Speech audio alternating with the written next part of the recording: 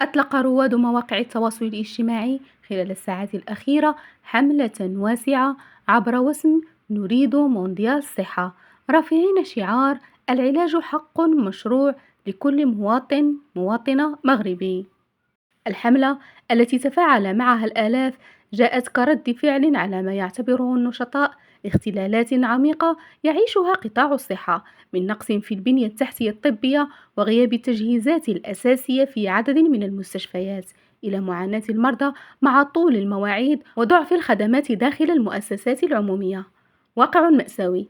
لم تأتي هذه التعبئة الرقمية من فراغ، بل فجرها الوضع الصحي المقلق داخل المستشفيات العمومية، والذي برز بشكل صارخ في مدينة أكادير.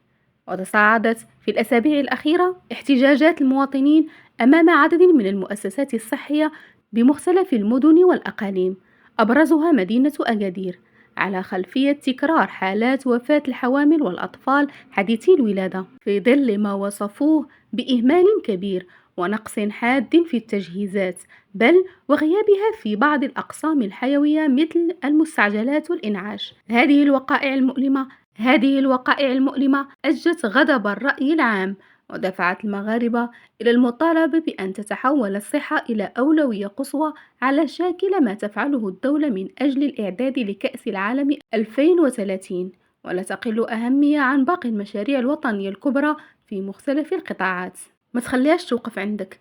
إلى جانب الوسم الرئيسي، انتشرت عبارة ما تخليهاش توقف عندك في دعوة مباشرة إلى توسيع رقعة المشاركة ونشر الرسالة على أوسع نطاق، حتى تصل أصوات المواطنين إلى المسؤولين وصناع القرار. النشطاء شددوا على أن الحق في العلاج ليس امتيازا، بل مبدأ دستوري وحق إنساني أصيل، مؤكدين أن الاستثمار في صحة المواطن يعادل الاستثمار في مستقبل الوطن. رسائل شعبية قوية. من بين أبرز العبارات المتداولة التي تعزز الحملة: بغينا مونديال الصحة، ماشي غير مونديال الكرة، والمرض ما كيساينش، خاص الصحة تكون في المستوى، وكرامة المواطن تبدأ من كرامة المريض، فضلا عن وسوم داعمة للحملة من قبيل العلاج حق مشروع، والمغاربة بغيو الصحة وما تخليهاش توقف عندك، وصحة المغاربة أولا، وكرامة المريض، وحق العلاج، والصحة حق وليس امتياز.